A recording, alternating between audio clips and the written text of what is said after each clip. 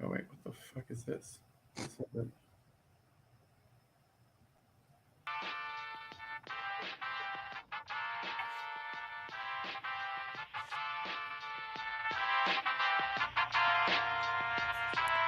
The UPX Podcast with the property expert. If it's happening in Upland, it's the place you want to check first. With your host who's stupid to win and ThankMeLater. Bringing the strategy, news, and cool charts with all the data. This is Upland, where the Metaverse goes down. Genesis, San Fran, to Rio, and all around. Don't miss a week, you never know what they'll say next. It's the Upland Property Experts, baby, UPX. What's going on, fellow Uplanders, and welcome to another episode of the Upland Property Experts. I'm your host, Too Stupid to Win, and as always, I'm joined by ThankMeLater. How we doing, brother? Dude, awesome. Yeah. So since I haven't had time to put our intro into a video, they heard the F-bomb you dropped as we went live. Our mics are live in the end. Yeah, our podcast listeners out there heard that as I was struggling through getting the things up and running and got your F-bomb going in. Fail. Yeah, big fail. A lot to talk about tonight. We have Dr. Knowby here from 1111 to talk about his exciting project that's coming up here in a week. Also, they dropped multiplayer racing. So that will be fun. And they dropped car specs. Have you had a chance to check out the car specs? Well, I feel like the car specs have been out for a while, eh? No? Have they? Okay. Yeah. I might have been slow. Yeah. Okay. No. They've been out for a while. Okay. Now I'm like, I'm like logging in on my other screen to go play. I just missed it. So, and then also they're setting the stage for Upland's first big vote in the Upland improvement proposal. And I guess we need to break that down again because it seems like a lot of people are very confused about the whole. Wait, are you not confused? Well, I think a lot of people were surprised that Upland always intended to mint more UPX, and it's just they're wanting us to decide how they're doing it. But yeah, it's not clear cut, but it was always their intention. They just want to figure out. They're looking for community input and seeing what they're thinking. Doesn't mean they're going to follow it, but at least they got our vote. Sure. All right. And as always, we do have the secondary market. We got a lot to get to this evening. Plus, we had the San Francisco meetup we got to talk about. Oh yeah, and the San Francisco meetup. Yep. Busy. All right, everybody. We had the spooktacular, right? Dude, we had so much. You can't call things okay. Anyway. No, shut it down. Shut it down. Yeah, the sheriffs in Ohio that dressed their horses up as ghosts. Yeah, that's the county I live in. So yeah, the ones on the national news. Yeah, like nice. I'm like, how did anybody think that was a good idea? Anyway, moving on. I saw that. I'm like, oh, this is not going to be good. So that's on par with Kim Kardashian showing up to a non-Halloween party dressed full on in blue as an avatar, but it was like not a dress up. It was not a Halloween party like that. It wasn't a costume party. Nice. Like, I don't even want to know how many people got fired from that. Yeah, she was probably not happy. No, that had to be absolutely. She looked hot though, but it had to be mortifying. Yeah. Does she really get mortified nowadays with everything she's done and put out there? I don't know. That would still be. I mean, she's still a person. Jesus. I know she's still a person, but by then your skin gets pretty thick. So I guess I don't know. I don't know either. I'll ask her next time I run into her. I'll be like, "Yo, how bad was it?" Next time you run into her. Yeah. Man, we're already in November. How the hell did we get to November? Yeah, the 3rd. 3 days in. All right. Jeez, Pete. All right, top 10 city floors. Manhattan slightly up, but still under 80K. Biggest jump is Bakersfield. I don't know what really went on in Bakersfield this week, but it jumped 6 spots, coming in at number 9 at 7,700 UPX. So go ahead and get that, Bakersfield. Get it, Bakersfield. Good for you. Other than that, everybody. Wait, I think. Oh no, I'm not in Bakersfield. I'm in Santa Clara. Oh, do I need to be in San Francisco to race? Not right now. Oh, okay. Because I literally just flew here because I had to buy some legits. Holy cow! The fire sales on the Halloween decor. Jeez. Really? Oh my gosh! I'm racking them up. I'm glad you don't have kids. If you have Halloween decor and you're looking to liquidate, come talk to me. I am happy to help. I am buying burners right now to get all of those fantastic things. Yeah, I love that. That's dedication. What up? I love that. What is that bird? I don't know. That bird looks like it's seen some stuff, though. It's seen some stuff, and it needs to be a block explorer. Yeah, if that bird, somebody make that bird a block explorer. Where's the justice if it's not a block explorer? Yeah. But overall, top 10 city floors in Upland, pretty stable. So not too concerned there with all the chaos going on. 30-day change for 30 days. Nothing's really drastic. Dallas is down 22.26%. But that's the newness wearing off. Still pretty high overall on the markups there.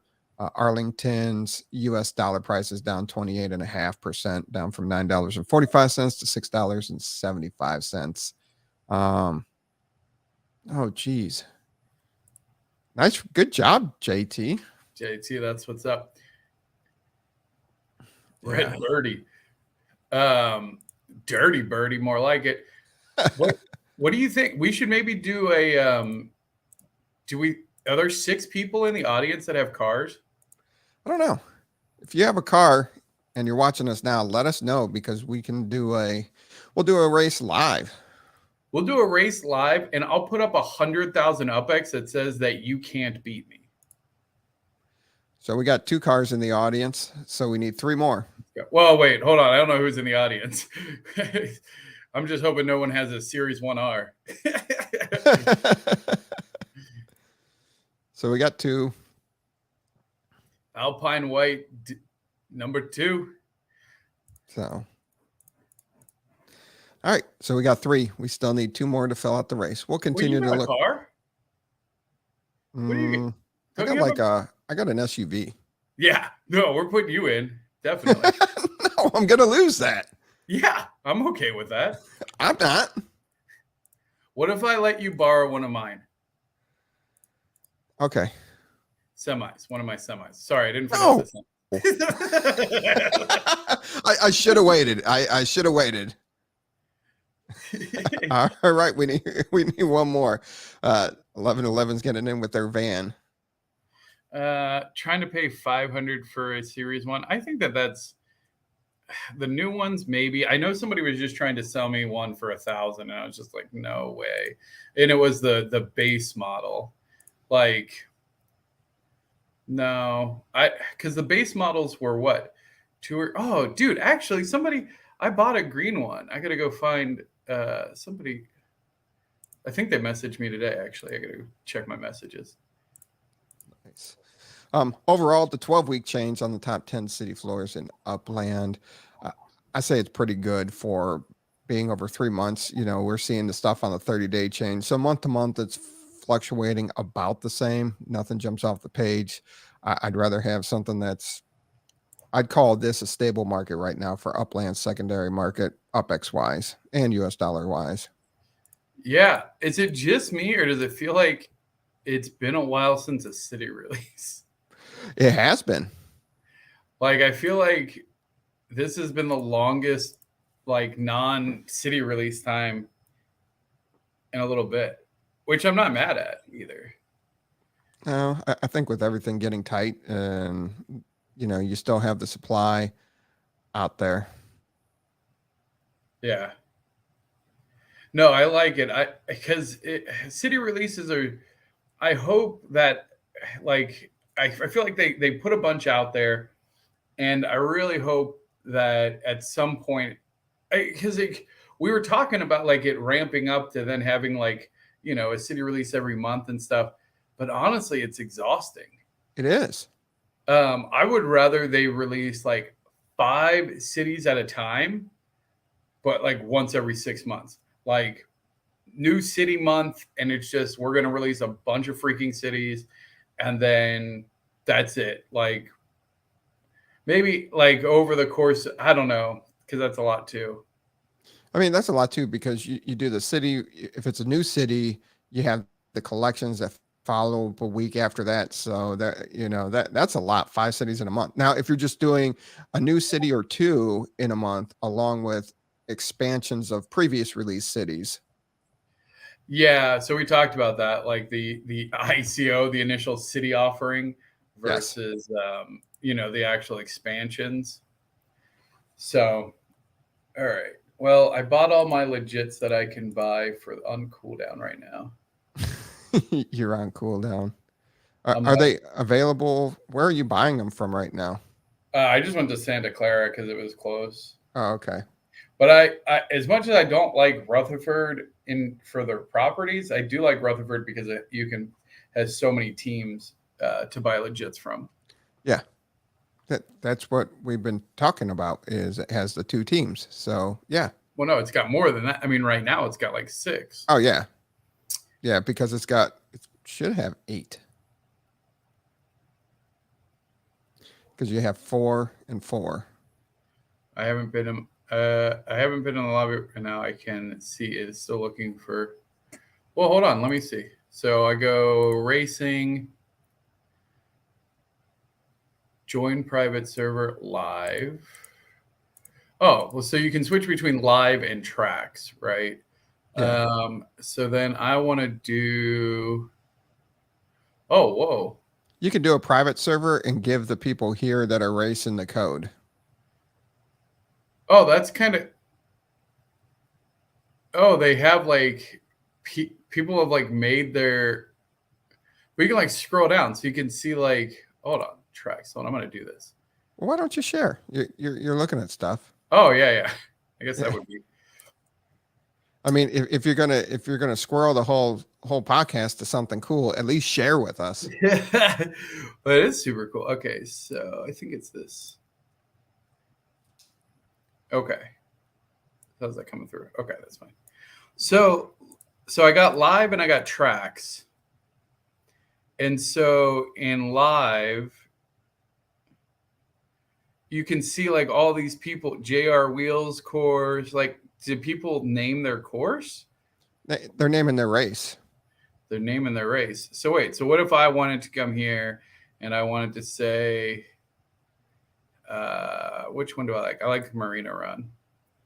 Marina 1's the one that goes across. Yeah, I think so. Okay, require qualifying lap? No. Allow AI opponents? No. Woohoo! That's ridiculous. Now, I know somebody that has way more cars than you, but still, what you have is ridiculous. Nobody has. I don't know of a single other person that has the full Series 1Rs. Ooh. I think I'm the only. I think I have the only full collection right now. Too bad they stopped handing out badges. Right. Yeah. No, we're gonna race obviously in the red. You got to go with the red. Let's see here. Okay, yep, I know. Ooh, dog. Oh, sploosh kadookers. All the little details, like it actually makes a big difference. If you look at the base model race car, like even its rims and everything, so greedy. Yeah. Make it a challenge, pick Series 2. No. For a second. I mean, he is giving away 100,000 UPX, so you. We'll do some fun races later, but for this, I might have to go with the Genesis ring too. No, I would do. Got to do classic. Oh wait, is it just going to say like ThankMeLater's race then? Yeah. So I don't get to name it.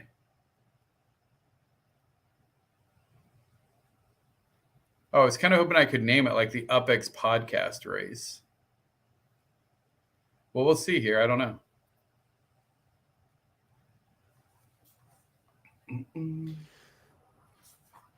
So now what's interesting about this is, okay, here we go. ThankMeLater's course.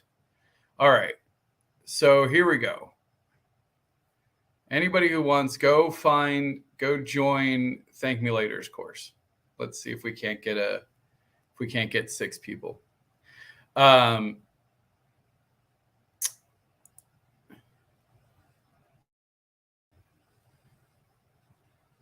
Oh, is that better? There it goes. Yep. Okay. So what was I going to say about the, Come on, 1111, get your van up in there. get your van up in there. Let's see it. Series 2R. So, and if you don't know, which I realize a lot of people didn't know, is that the letters after the series. Oh, Dizzy. Dizzy. I thought you were working, Dizzy. Why Dizzy's coming in? Oh, you do me dirty like that, Dizzy. Oh man. Oh. All right. Series SE. Is that the semi? Big All right, it's Big Norm too. I love it. Big Norm driving the semi. I'll give it a minute if you guys want to come and be spectators and try out the spectator mode. I'll give it a second here. There we go. We got one spectator at least. Let's start the race. If you join, I think you should be able to see it.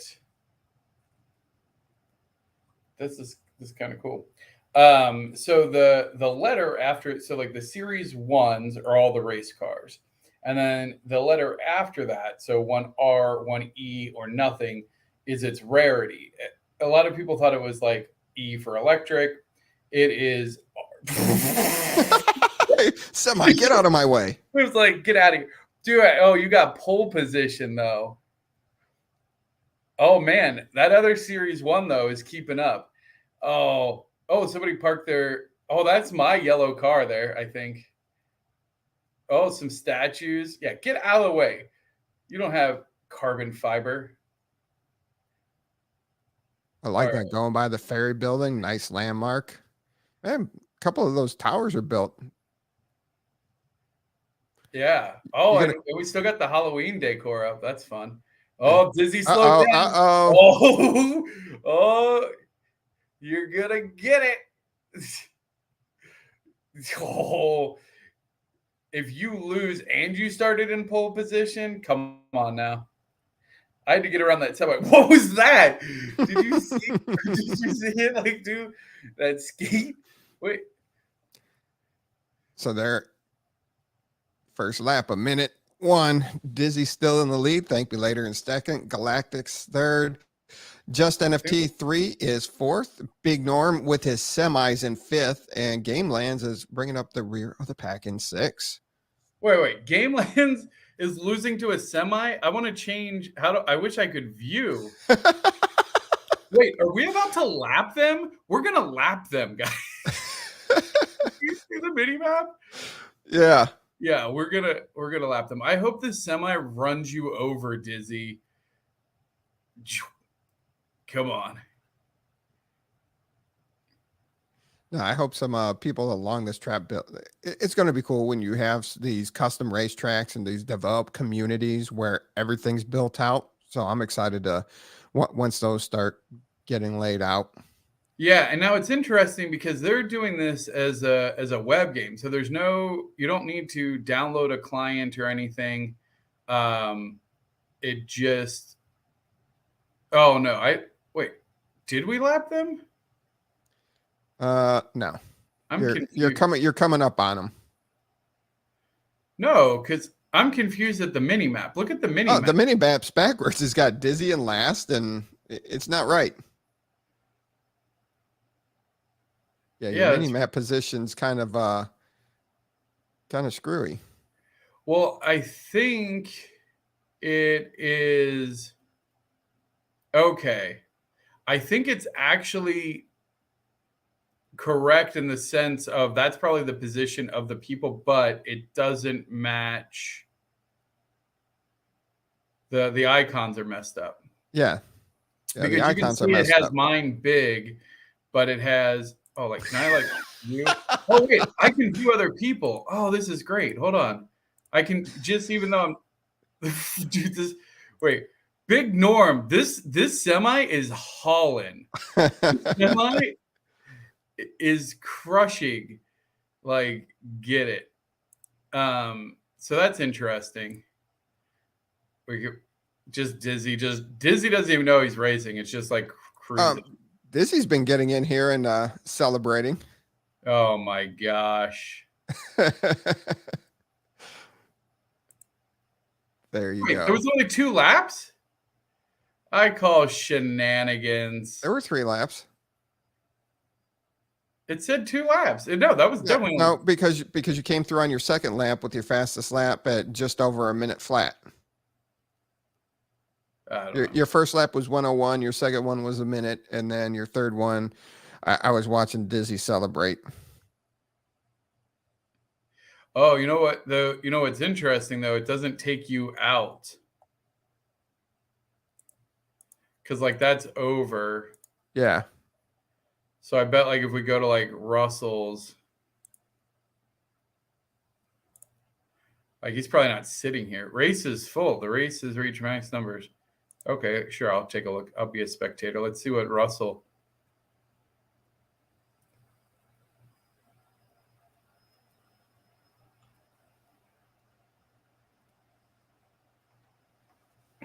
This is kind of, they're probably just like racing. This is cool though. So if they're just like racing casually, you can just go watch. Them.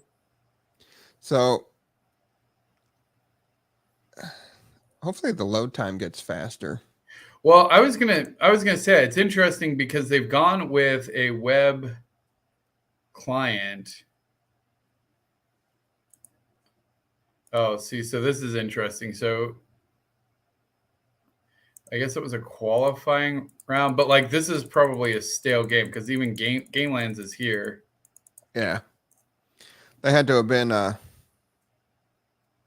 had to have been earlier. Yeah, I mean, this definitely is a step in the right direction. Again, they are. See, I'm in Santa Clara. Am I too far to?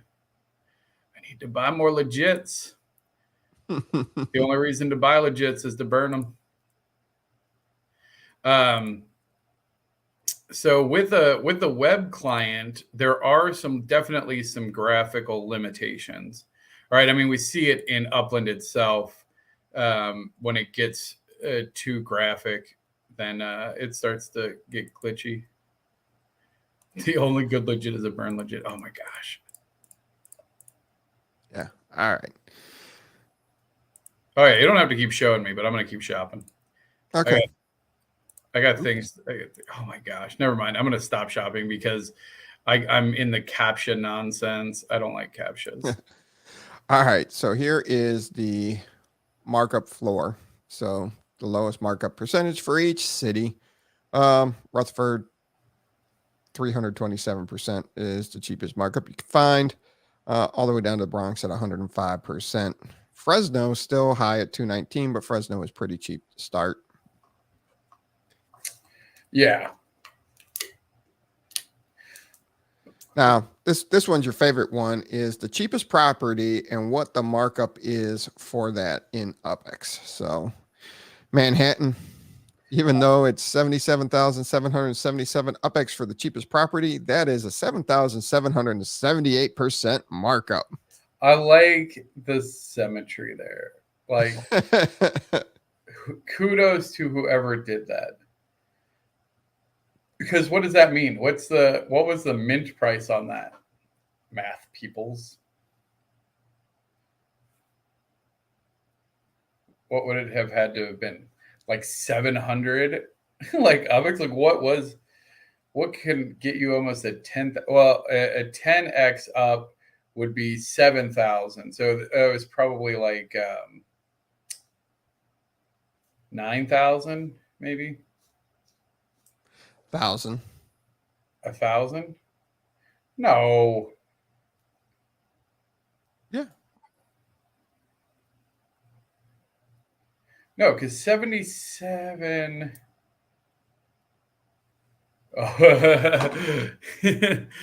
oh, hey, that's mean. But yeah, we'll do that. Okay, we'll keep talking. All right. Is it 1,000 up? Was there 1,000 UPX properties in Manhattan? Oh yeah. Yeah, I mean, people were making a killing in Harlem for less than 1,000. Man, who's selling that? Who's trying to hawk 1,000 UPX property? Dizzy, is that you? I see you. Who is? I will tell you. Let's look it up. So while you're looking that up, so the spooktacular. So last weekend was Halloween. I went to San Francisco and dressed up as TML. If you have not seen me with that, hence why I don't have my standard goatee going, because I actually shaved completely for the costume. Dr. Knowby was there. We inside of this St. Regis, which is part of the curator collection. It's actually on top of a museum, with a jigsaw and foam and plastic sheets and paint. Like, it looked like a murder room for sure. And so it was crazy fun. And yeah, got to see the Upland team, and we explored San Francisco. Got to see the Painted Ladies in person, which was super fun. We went down to Ghirardelli Square, had some chocolate and sundaes. We drove down. Dirtiest work I've ever done in a fancy hotel. I believe that. I want to know what the cleanest work you've ever done in a dirty hotel is. Let's be honest. That's a more interesting story. That comment right there dropped people. 2 people just said, oh, out. No. Out. That property sold. The 7777 property sold. So it's sold? It's sold. Jeez. So congratulations on that sale. Nice markup. Yeah. And we drove down Twisted Lumbar. It was really cool. I got to see the pub that I own that was showering at the Motel 8. The One Mission Street, which is the pub that was saved by from the Great Fire, because the pub owners bribed the firefighters with kegs of beer to save the pub, and they did. They actually guarded it essentially with their lives, which was super cool to see. Did you go in there and say, look, I own this property in the virtual world? I didn't. I did not do that. Maybe next time, but honestly, probably not.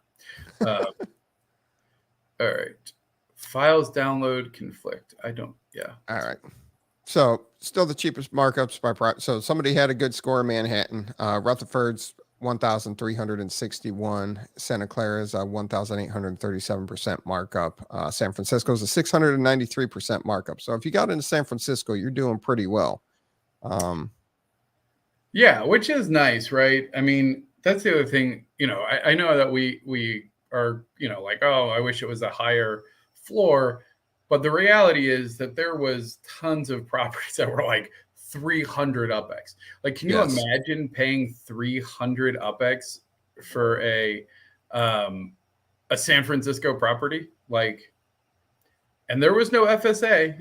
It was buy whatever you wanted. It was. Error, merge, error, fine, whatever. I don't care. Bottom 5 city floors. Moving on. Pretty stable, pretty solid. Rio, Detroit, Chicago, Fresno, and Porto. Nice. Not much to say after that. US dollars, Los Angeles, you could get a property for 41% in US dollars. Wow. Less than 50%. Nashville was at 50%, Las Vegas at 51%, Kansas City at 52%, Chicago at 53%, Queens, Detroit, Rio at 54%, Oakland at 56%, and Porto at 57%. This is the first time since we started tracking that everything was under 60%. And that's true.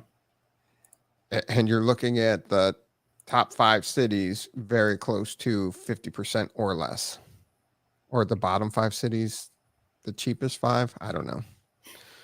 Either way, confused you enough. I'm very confused. All right. Sold out percentages. Arlington up another 3% to 48%. Dallas up 2% to 65%. And the other person to jump, or only other city to jump up was Queens to 85% plus 1% from last week. Nice. Unminted properties, 401,168 still available to mint. Los Angeles is still leading the way with 192,685 properties available. And I didn't verify if we corrected the issues from last week of I didn't peer check. But either way. Queens had the most sales this week with 963.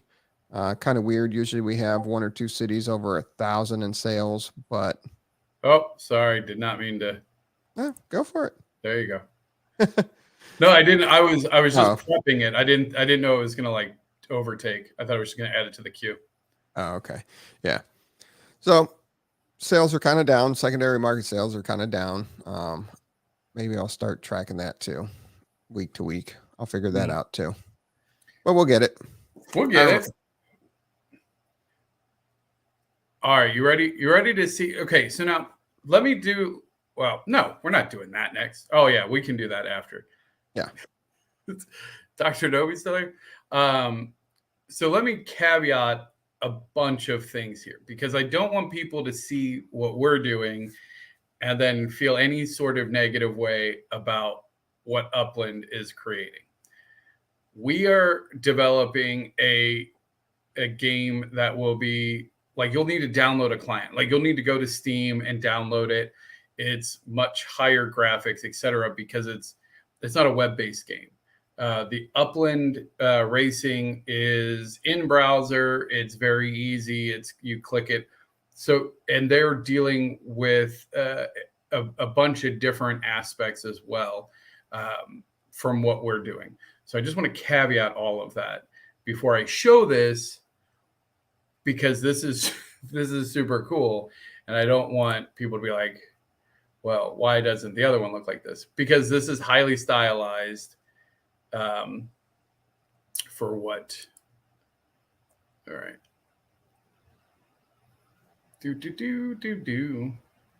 Should have waited till it actually loaded. Hold. And you want to talk about load times? Like there's still massive load times for things. All right. So this is the Spooktacular. So if you haven't heard about it, oh yeah. This is, and they're super aggressive. These are modified Series 1R cars with custom skins that were created as part of a charity auction that ended Halloween. And we will be hosting the official races next week. We had some AI technical difficulties for, oh, sorry. Get the cursor out of the way. All right, fine. We had some technical difficulties with the AI, so it had to be postponed. However, it is, oh man, that looks really cool. It is back on track for next week. We will have the qualifiers. We'll do some test racing on Monday, probably some test racing tomorrow too, if I'm being honest.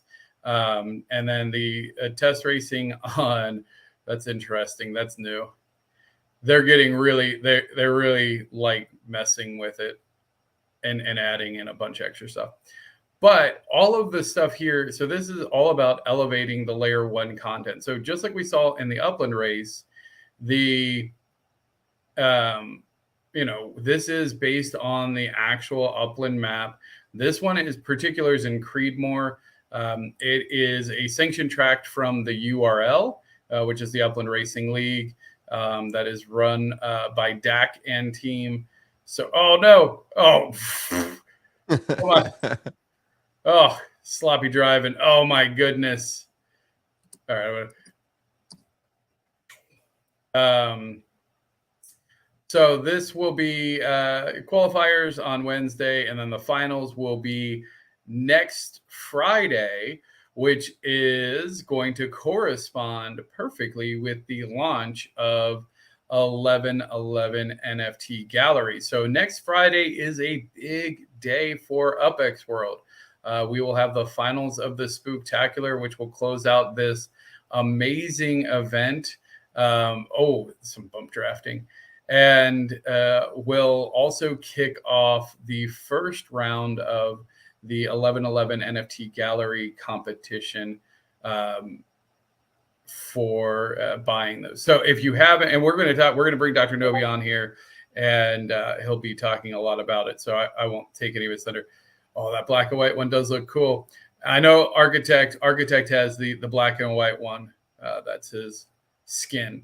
And the way that we're doing that, well, I won't monopolize too much time here to talk about this. If you want to learn more about what we're doing with these races and everything else that's happening with UPX World, you can catch that live on Twitch Monday, Wednesday, Friday at UPX World Live. But yeah, it is really exciting and fun. The team's having a lot of fun with this. Obviously, it's very highly stylized, but a lot of the assets are taken directly from Upland. The buildings and everything are from the Creedmoor map, and the decorations, even like the dancing jack-o'-lanterns, are repurposed Upland assets. So it is really cool. The development team put a lot of time and effort into making this happen. And so I'm definitely excited to showcase this. And in fact, I know that there's actually some other modifications that are being made as well. If you have ideas or things that you would like to do, especially around racing, reach out to me, and we can try and connect. I know almost for sure we will do a Christmas, New Year's version of this. So look for that. That should be really fun. Nice. That looks like a good time, and I'm excited to continue to see what you guys do there. Yeah, and so again, like it is important. There's different styles of racing. I mean, just like in the real world versus gaming. Like, I got to step away really quick, so continue with that and do the and bring Dr. Knowby on. I got something going on here. I'll be back. Sorry. No worries. I remove you from the stream. Knowby, you there? Thank you. Yeah, no, I'm really excited about this. The team has done a great job. I think this is going to be a blast. And again, this is a highly stylized version. It is more reminiscent of, say, why did I just say? Yes. Gosh, sorry. There. I'm going to add you to the stream, so that way people can look at your ugly mug too. So this is much more, to me, like Need for Speed style versus like a sanctioned. We don't use any of the actual modifiers or attributes of the NFTs. This is arcade style fun. It is not meant to be the same caliber of race that I would expect to see from officially sanctioned races, especially the official URL races. This is much more arcade style fun racing, and there's definitely a need for both, I think. Yeah. Or Burnout. Oh my gosh. Like I just can't wait. Can you imagine just like boosting into like the building with the decorations and just watching it explode and then trying to get as many points? Like I love Burnout was absolutely one of my favorite, if not my favorite car game, I think maybe ever. I'm not a huge I dabble. I'm just really bad at driving in car games, so I don't like them as much.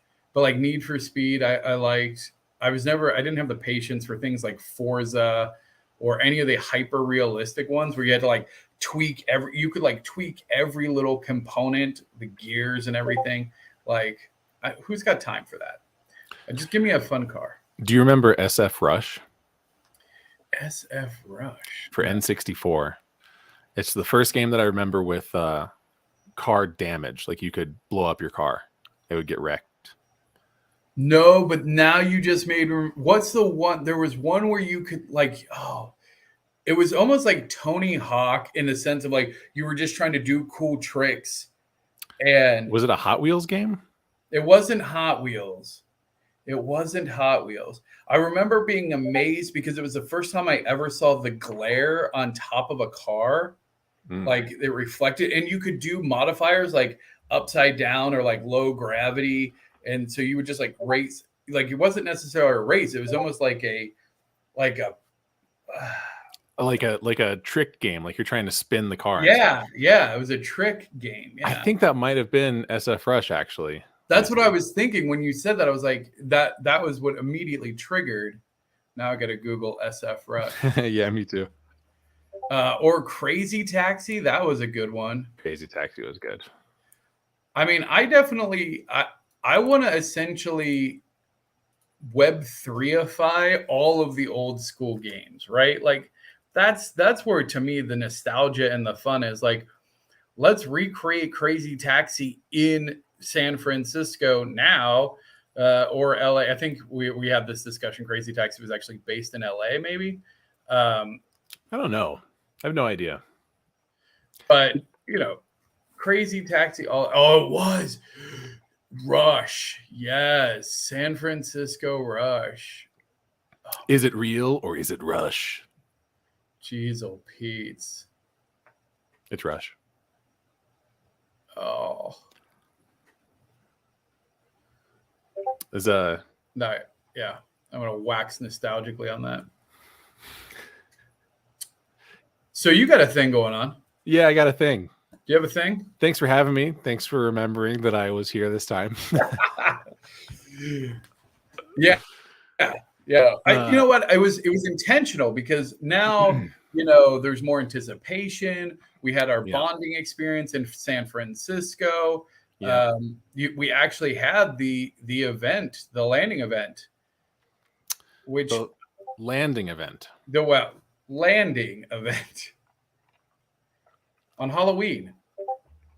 Oh yes, landing. That's what you mean by landing. I was like, when our planes landed, I'm. Oh no! Sorry. Yeah, that's fair. My train of thought, I skipped tracks and didn't. That's fair. No, the actual crash on Halloween. So if you didn't attend the after party of the Halloween special, the Genesis ship has crashed on what we thought was a desolate planet. However, there was one being living on this planet, and of all the places for the ship to crash, it crashed directly on his house that he was living in isolation away from everybody. Because and then so you want to give let's give them a little bit of backstory and lore, and then we'll talk about how they can participate in this cool upcoming event. Yeah, so my name is Johnny Leftwich. My username, as you can see, is Dr. Knowby. Dr. Knowby is a character in the lore of UPX World. He is a former scientist who was researching about the key to immortality, and then performed an experiment on himself and woke up 1,000 years later. So achieved the immortality, but had kind of become this something different, something other than human. So decided to seclude himself on a desolate planet and lived there peacefully until this guy comes crashing in, ramming his ship into his structure. For the record, I think there's a large misconception. TML is not the captain of the Genesis ship, by the way. I am simply a passenger. No, there's a whole crew. I'm just one of the. Who's the captain? I'm more of a historian. Do what? Is there a captain? There is a captain. We actually have a whole lore. So like you really haven't met the crew of the ship. So like that isn't something that we've really publicly talked about yet, is the actual crew of the ship. But I'm not actually a member of the crew. And none of the Genesis members are. We're all just passengers of the Genesis ship. So there's actually a whole. But anyway, is the captain an NPC or an actual player character? It would be NPC for the like it's not controlled by anybody. So the entire crew is NPC. I gotcha. Yeah. Okay. I was starting to feel bad that I didn't acknowledge someone's place as the captain. We haven't talked about it at all. So no, I'm just a historian. I think I have my backstory is like I'm just like the historian, and my name is an homage to Genesis, who gave her life to figure out how to merge human and AI sentience. So no, not the captain, just a guy on the ship. Just a guy on the ship. Sometimes dresses as a turtle. Well, so. Anyway, whoever was piloting the ship, I think the reason they ended up hitting the structure was not that they were aiming for it, but that they were like, "There's a structure there. Maybe somebody around there can help us." But then they were unable to really control it and ended up just smashing through the structure.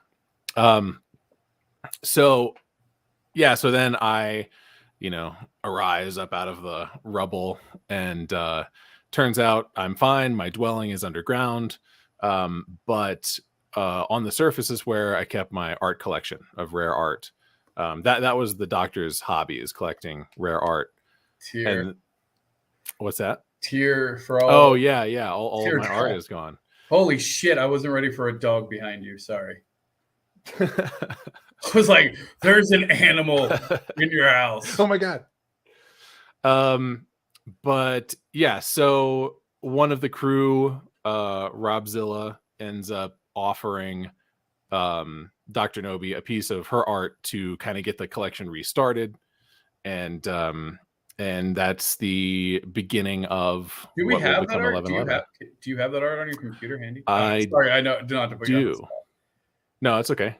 Yeah, I can pull it up here.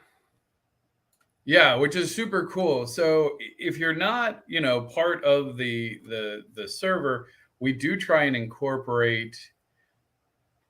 yeah. But like, I was just like the doggos. I like doggos. If you be a part of the story. So Robzilla actually came to me weeks ago when we started, talking about. Her plant Luna that she was feeding. Oh my gosh, why did I just forget the name of our beverage? Elsie Brew. Jeez, old Pete's. Feeding Elsie Brew that had some weird side effects, and so this plant's been causing a little bit of chaos.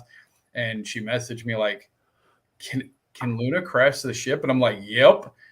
Yes, it can, 100%. And so Luna has eaten through some wires that caused it to malfunction. We were actually on our way to rescue some ninjas we got a distress signal from. So we are weaving lore through all of these kind of foundational experiences, which is really fun to do. And it's like a living book. We're kind of going at what is that sound? That is it like a knocking sound? Yeah. That is my freezer So it has this mechanism in it where it has an ice maker, but it's not like on the door. Like it makes it in the freezer and dumps it into a bin that sits in the freezer. Oh yeah. And the way it tells if it's full or not is it has this like bar that swings up. Sure. So it dumps the ice, and then this bar goes like this to like knock any other ice out of the way. So it just does this for about 15 minutes every like hour or so. So let me see if I can do something about that. Hold on. All you got to do is just put it up. You just put it up. I'll put it up. Yeah. Oh, we're talking about his ice machine. That's what I come back to. Yeah. We were out of kids' Tylenol. My wife had to run and get some 4-year-olds not feeling too hot. And sorry to hear that. Yeah. The dog's like, "What are you doing?" I know. I'm like, I'm interested in the doggo.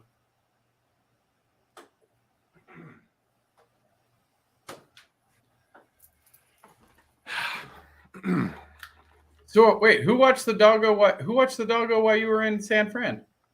A friend of ours. Oh, okay. Yeah. Okay. I think it's origin story. So, Yes. oh yeah. So Rob Zilla. So anyway, yeah, we were talking about Rob Zilla offered her painting and said, when we heard that we had destroyed it, she ran back to the ship and came back and was like, "Hey, you can have my art to restart collecting." So we are on a mission now to help Dr. Knowby replenish his art collection. So we are seeking any form of art across the galaxy. Well, any form that follows very specific protocols that are set by 1111 NFT. No, it's good. There's been some good questions and dialogue around it. I know there's questions and concern on giving up the art to 1111 NFT in the sense that 1111 NFT is going to be the minter of the NFTs and has the rights to that. And that's my understanding, Dr. Knowby, is that's because of the way that it's going to be used and sold, that it needs to have the copyright so that way it can't be used elsewhere. If the artist was to keep it and leverage it in another fashion, that could potentially damage the brand of 1111 NFT. Is that a fair summation of that? Is there more to it? Yeah, that's part of it. We definitely want to make sure that when people are and I just sent you via text Rob Zilla's submission because I couldn't get it to work on my thing. So if you can figure that out, great. So we definitely want people to understand that when they're submitting their art to 1111, it is basically you're giving it to 1111. So think of it like a commissioned piece, like you did the work, now you give it away. But you're not just giving it away, you're giving it to us so that we can then use it within this system, which is complex and we'll go into it.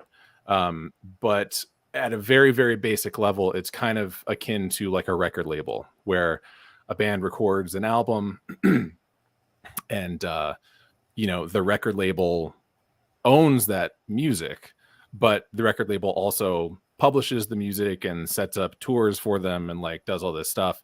So it's a give and take, but for the purpose of, supporting the artists and getting their art into UPX World. But specifically what you were talking about with the copyright stuff. Yeah, it's for people. It's so that artists don't reuse their work. And it's also so that if somebody else is using your work that you submitted to 1111 now has the right to go to them and say, okay, you need to stop this, basically cease and desist, or we're sicking the lawyers on you. So it gives you a level of power that sometimes, especially freelance artists wouldn't have on their own. That's a really good point too, right? Of you don't have to worry about that as an artist of defending it. And again, it's going to be one of those, it's a different model than I think we've seen in the space. And I appreciate people. This is so cool. Oh my God. This is the Genesis piece of art for 1111. Oh man. Wow. Share screen. Hold on. Let me, I was like, you guys are commenting, but nobody's seeing anything. No, I know. Yeah, here it comes. Here it comes. There we go. So this was actually a physical art. Yeah. Right. Mm-hmm. Yeah. So you can submit digital art or physical art. This is a picture of a piece of physical art. But the catch is, if you are submitting physical art, you also have to submit a video of that physical art being destroyed. So this is actually for the array as opposed to the pyramid. Again, different parts of 1111. For the array, you can submit something that you've done before, as long as you haven't sold it or sold the rights or anything. But for the pyramid, it has to be a completely unique piece, because those pieces are the ones that people are going to be bidding on. And then the owner of that piece from the pyramid gets a large portion of the recurring revenue once those pieces are put on in-game items. So yeah, those have to be one of ones. Yeah, so it's two phases. You essentially have your qualifying round, which is the array. So those pieces will be bought in bulk. It'll be mint on demand, and you'll be able to go. It's also kind of like an artist rookie card. I think you described it like this is going to be tradable and very collectible. I'm definitely going to be picking up a couple of these. This is really cool. And then the top 11 each month will then go to the pyramid, which is more of the official competition. And that will be then one piece a month for that. And we can, once that actually starts, we will obviously have more details. I would say for the purposes of this, we should focus on the array and also how do they get involved. So you need the two pieces. One can be previously created but cannot be sold. And that will be the piece that goes up for sale in the array on the 11th, potentially. And then one piece that would be your first pyramid piece, which has to be completely unique and created for the purposes of the 1111 competition. Is that correct? That is correct. Yeah. Yeah. So you need two pieces of art. That's all it takes. And I highly encourage anybody and everybody to submit two pieces. If you know an artist, if you know somebody who's trying to get into the space, this is a great way to do it.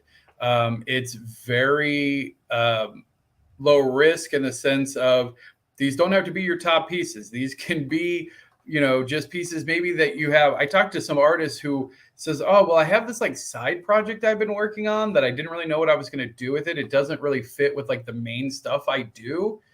I was like, that's great. What, isn't it Stephen King who wrote a bunch of books under a pseudonym? Like sounds right. Romance novels or something like under a pseudonym. I don't know why that is ringing to mind of like, it's okay. Like if there's something that you're experimenting on and you're like, oh, this might be kind of fun, submit it. This is going to be the Genesis cohort. These first 11 and Rice, thank you, Usin 8 on it. This is the Genesis cohort of 1111. These are going to be, I've been telling people, I equate it to like the CryptoPunks equivalent in this space. These will be the first NFTs leveraged in this way.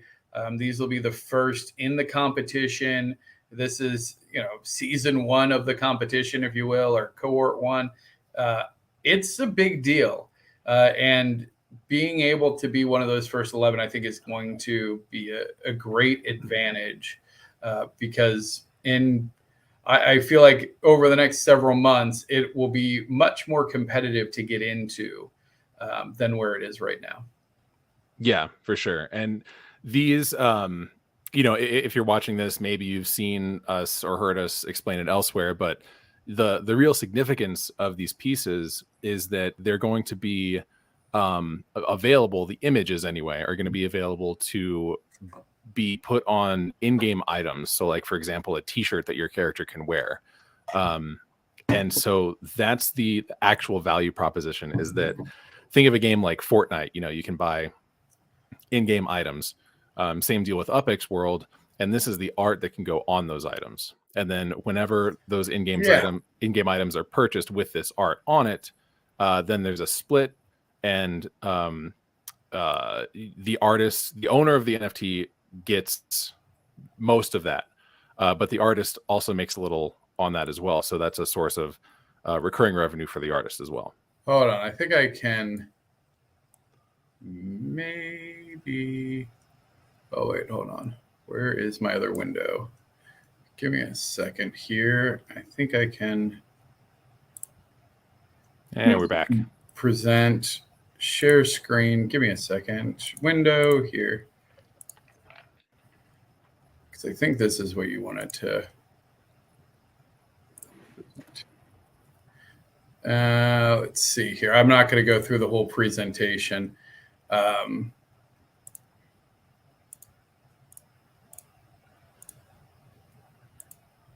Good content, though. You can pause the video and look at it if you want. No, wait. Oh, I need to. Layers of Web3. Here you go. Blockchain, NFTs, UPX World, mass market creators, blah, blah, blah. By the way, if you're listening to this on a podcast, I highly recommend watching the correlating YouTube video. Oh, yeah. That would, and this That one would is help. so stupid. I hate that slide because it's all video. Funnel. Okay, so what Dr. Knowby was mentioning was the decentralization of the revenue streams, and here is the example using a fake piece of 1111 art, where the art will actually be used to decorate and create custom in-game items, and then behind the scenes, so when a player purchases that for 125 credits or UPX or whatever that currency is, that then gets split. And you can see the owner of that pyramid piece gets the lion's share, 89%. The creator of it, so when you create these arts, you will also get an artist proof, which is essentially assigned to you to say, yep, that you were the artist that created it. And this has true ownership as well. You can technically, as an artist, trade or sell your artist proof if you desire. However, that is a source of revenue of 6% of all in-app purchases in perpetuity. So if you are one of the first artists to create pieces, you can see how being, especially if it's cool, that could become very viral and be one of the things that people use a lot because it's one of the original pieces of art. So that's why I am so excited about it. This has potential to be really different than what we've seen in the art space. Right now, most art is just valued on its, it looks cool, it's rare, it's popular. And that's great, but really the only way to get money out of that is to then sell it for a profit. There are some staking mechanics, but most of those are based off of honestly shoestring tokenomics, where they're giving you a currency that they've made up in exchange for essentially nothing. And here you are actually being paid by the players. The players are using their money to say, these are the ones that we think are cool. These are the ones that we want to use. And you will then generate the revenue from it. So it's a completely different model, and it will help add passive revenue to these previously static kind of NFTs that were cool and collectible, but now have a different value prop. Yeah, and it's kind of as with most things in this space, it's decentralizing. So it's the decentralization of art into video games. Not all art. So somebody was actually a little confused about this, understandably, because you think of art in video games and you think of like the character models and like the actual elements that are making up the video game. That's not what this is. So this, well, that's not what 1111 NFT gallery is. Right, exactly. Yeah, I mean, all of the actual video game art is still developed behind the scenes and made into a game. And then those pieces, I mean, I don't want to speak for UTML, but I assume they're not going to be like sold. Well, no, they are actually. Oh, okay. Like most of even like our skins, right? I mean, that's what we just did with the car racing. Like those are in-app, digital items, those car skins, and they are owned by not me. Like they're owned by 12 people. I guess technically I do own one of them. But those in-game items are owned by other people, and the accessories. So there is like the VIX, which is, there are some assets that are either unlockable or otherwise obtainable, but every in-app purchase. So if you're buying a skin, if you're buying a piece of equipment or an add-on for your avatar, all of that is actually backed 100% by various NFTs. So anytime that any purchase is made, whether it's for ninja training or whether it's to print a t-shirt, everything is backed by NFTs, including, so you can see here, like if we're making a t-shirt base form, there's going to be a corresponding NFT that we will have minted, and it will be linked to that in-app purchase for transparency of where is the revenue being split, who is receiving this revenue, and then how can it be tracked. So that is a very, very important piece of the UPX World platform. Yeah, so I see this as highly advantageous for not only artists, because you can, in a sense, this is kind of like Spotify, where now any artist can just upload their stuff onto Spotify, and now anybody in the world can access it. So on one hand, it's kind of like that, where you can submit your work to 1111, and basically I, Dr. Knowby, act as the curator, but really I'm only curating in the sense that I'm doing like quality control up front. So making sure that there's not copyright material or just blatant use of AI to just make it, which there's nothing wrong with. AI art can be beautiful, but this is meant for, true creators. Yeah. And AI art is like, I mean, that's a whole other discussion, but yeah, I know. Sorry. I shouldn't have even. So I'm doing quality control up front. And as long as you pass that, then it's completely democratized to the players of the game to decide which ones go on. And well, at least from the array. So the array you can think of basically as like a big pile of art that I am saying, yes, it's in. And then I just throw it on the pile. And then the community goes through the pile and says, oh, we want this one to get into the pyramid. Oh, we want that one to get into the pyramid. And they vote. And then you have 11 pieces at the bottom of the pyramid. Now in the pyramid, okay, so the array pieces, you can mint as many of them as you want, but only for the time you need to make one of where's your Canva equivalent?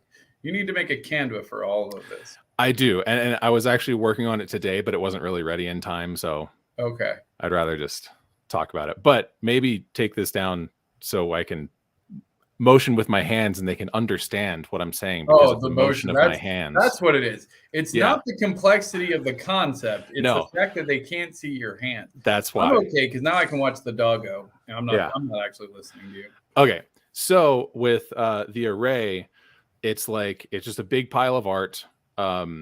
You can mint as many of those as you want, but you can only mint those while they are in the array, and they're only in the array between when they are approved and they get in there on the 11th, one of the 11ths of the month, let me rephrase that. The 11th of one of the months, they get in there. We don't have multiple 11ths per month. So they get in, and then the maximum number of rounds they can be in without going to the pyramid is 11. So that's 11 months. And then once they get into the pyramid, once that artist gets into the pyramid, now it's only pyramid pieces from that artist, and the array piece gets closed for minting forever. So if you want to get an array piece, you have to get it before they get into the pyramid, or on the secondary market. So this means that if you buy a pyramid piece, and they're all going to be 11 wax to start out with. So if you buy a pyramid piece for 11 wax, and then you hold on to that piece, and then that artist ends up going all the way to the top of the pyramid and being number one, that piece is probably going to be worth a lot more than 11 wax, especially because you have to burn array pieces in order to put them on in-game items, which is different from how the pyramid pieces work.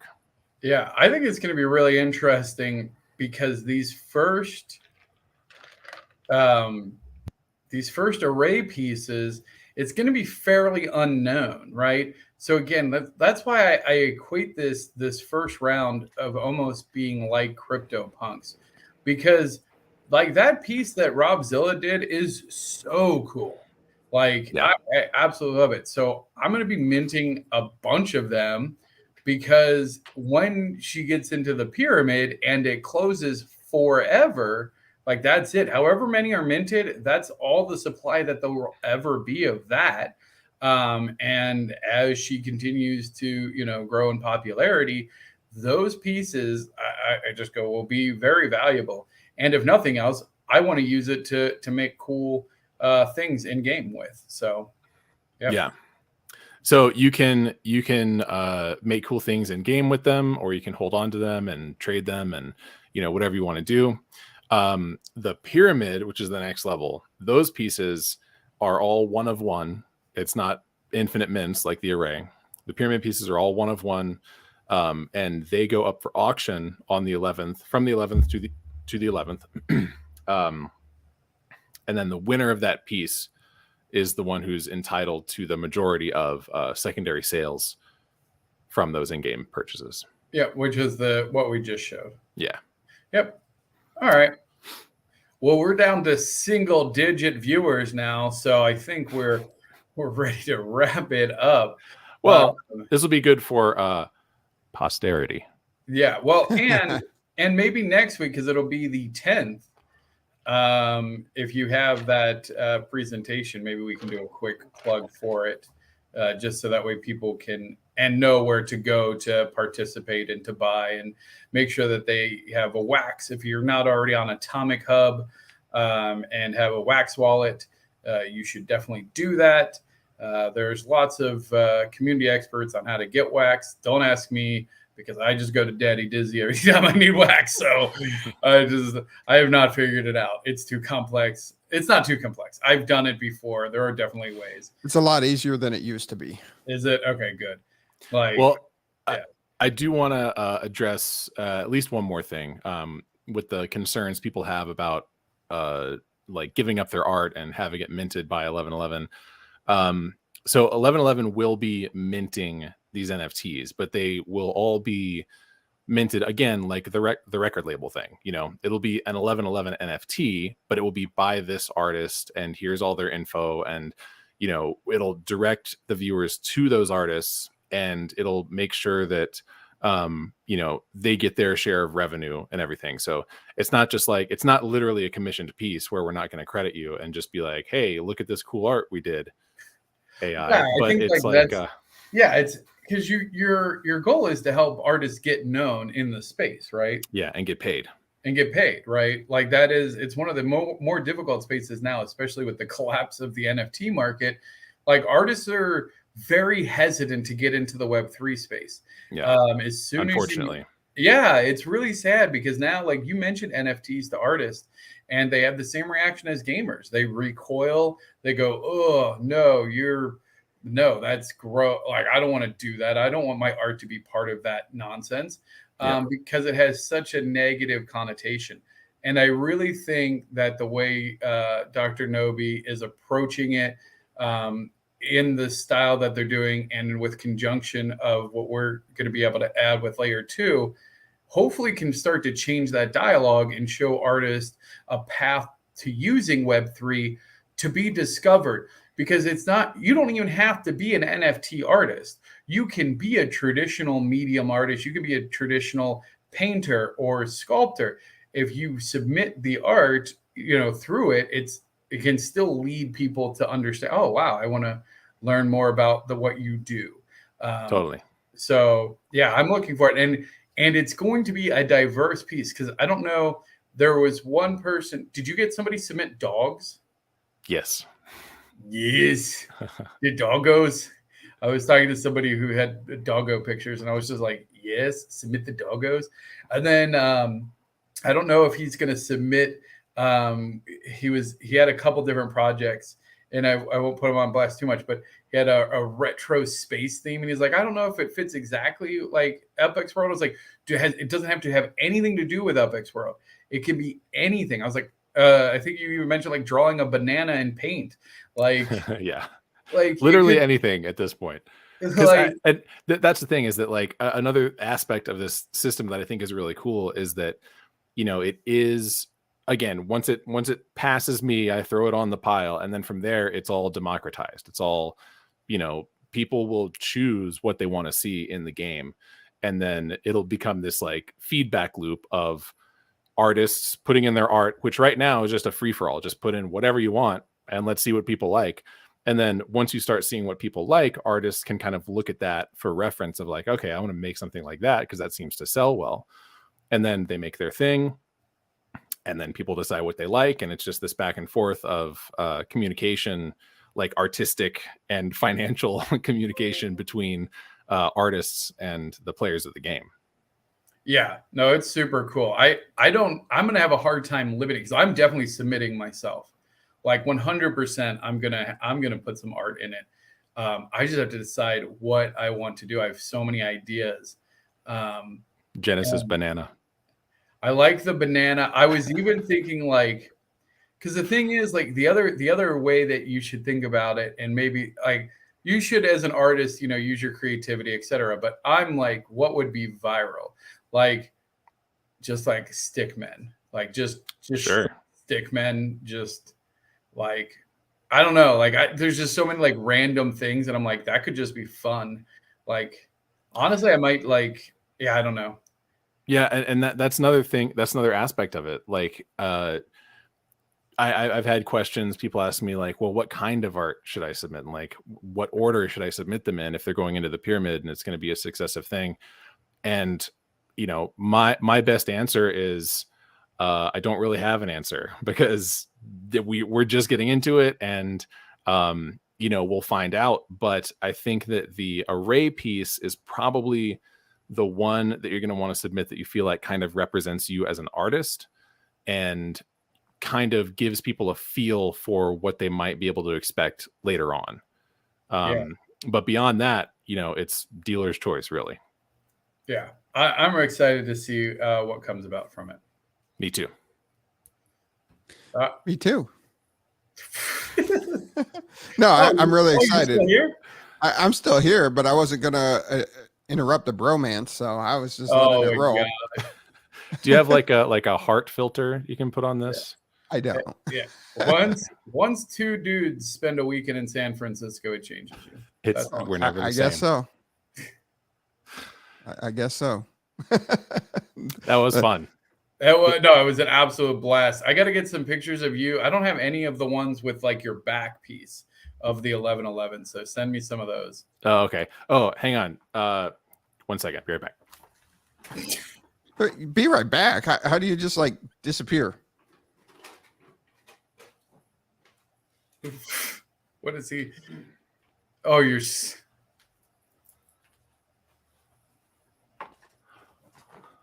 Yeah.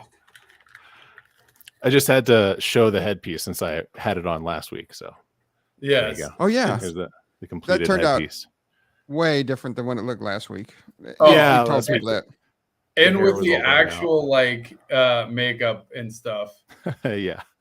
My girlfriend and I actually won second place at a costume contest. That was fun. we went were first. excited. We thought you were gonna go grab the dog and make the dog say hi. He's so big. Like holding him like this, like hi. No, like 70 pounds. He's a husky pit bull.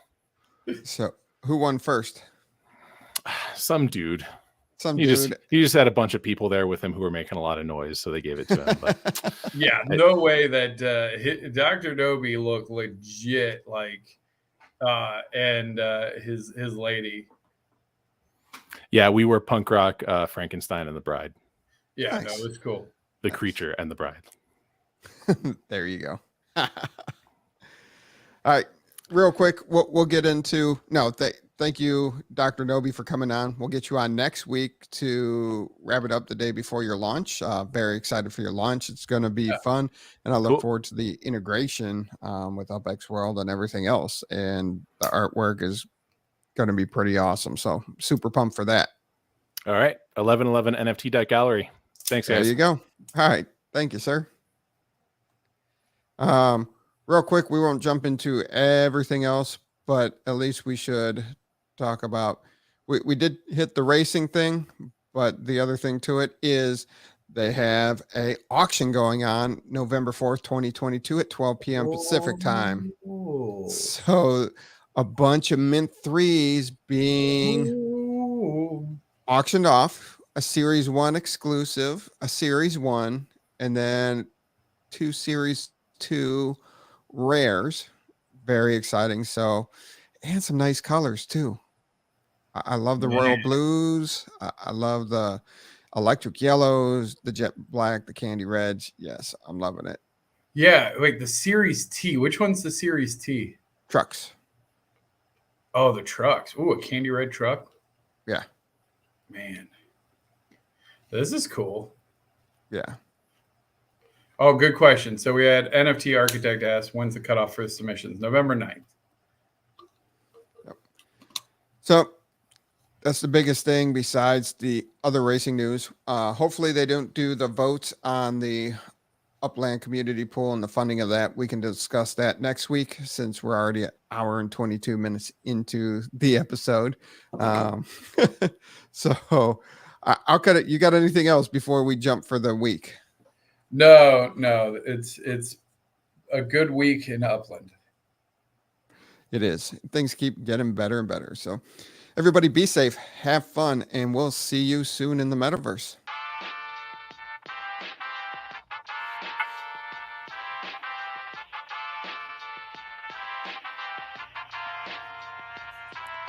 The UPX Podcast with the property expert. If it's happening in Upland, it's the place you want to check first. With your host who's stupid to win and thank me later. Bringing the strategy, news, and cool charts with all the data. This is Upland, where the metaverse goes down. Genesis, San Fran, to Rio, and all around. Don't miss a week, you never know what they'll say next. It's the